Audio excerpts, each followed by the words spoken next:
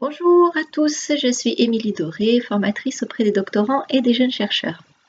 Alors, si vous faites une thèse ou si vous écrivez un mémoire de master, je suis sûre que ça vous est déjà arrivé d'avoir des problèmes de somnolence, c'est-à-dire de vous mettre devant votre ordinateur avec la ferme intention de commencer à écrire votre chapitre, ou bien d'ouvrir cet ouvrage de référence que vous avez tellement envie de lire.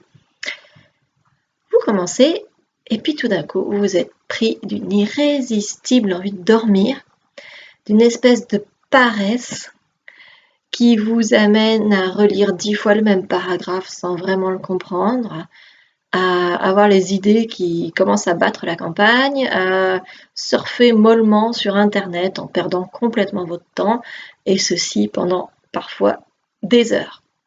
Bref, une forme de somnolence et de procrastination en fait. Je pense que c'est arrivé à peu près tout le monde. Alors comment ça se fait? Et qu'est-ce qu'on peut faire pour lutter contre ça? Alors la première chose que je vous conseillerais, c'est d'éliminer d'abord les causes physiques de cette somnolence qui peuvent être réelles, c'est-à-dire si vous ne dormez pas assez, votre cerveau ne peut pas être réactif et productif et efficace, en fait, tout simplement. Donc si vous avez cette tendance à la somnolence, déjà assurez-vous de dormir suffisamment.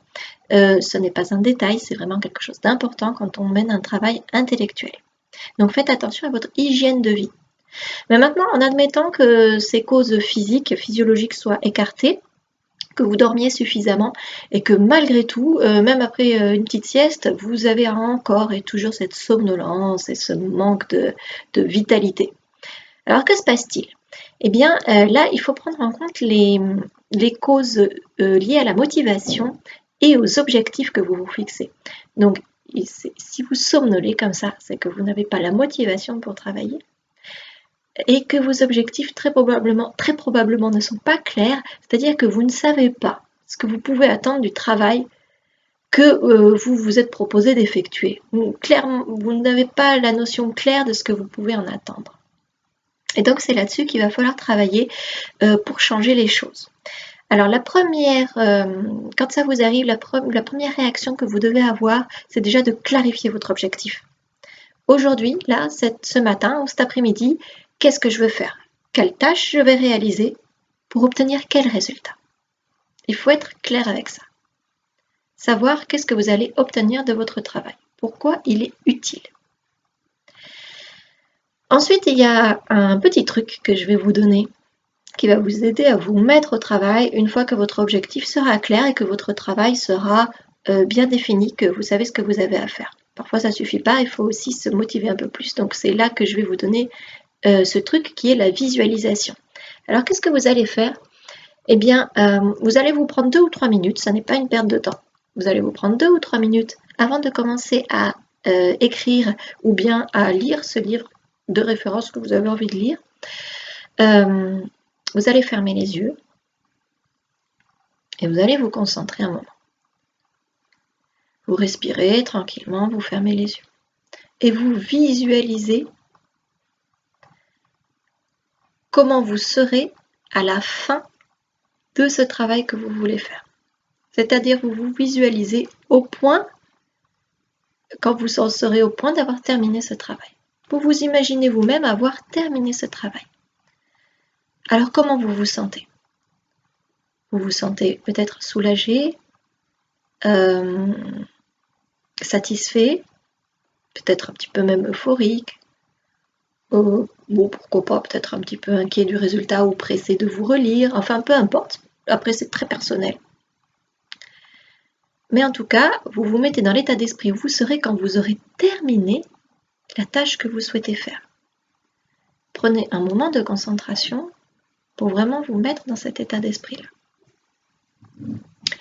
Vous pouvez aussi visualiser le résultat de votre travail. Si vous vous étiez proposé de rédiger, imaginez le document Word qui a bien avancé et vous au moment de sauvegarder.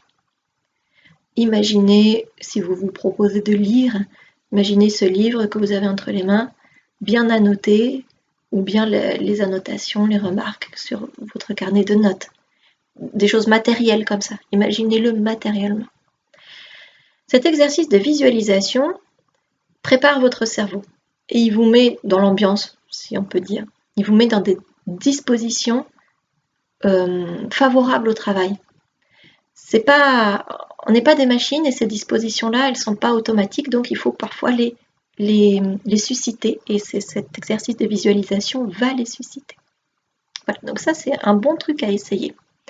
Et vous pourrez me dire ce que vous en avez pensé dans les commentaires de cette vidéo. Qu'est-ce qui se passe si ça ne marche pas?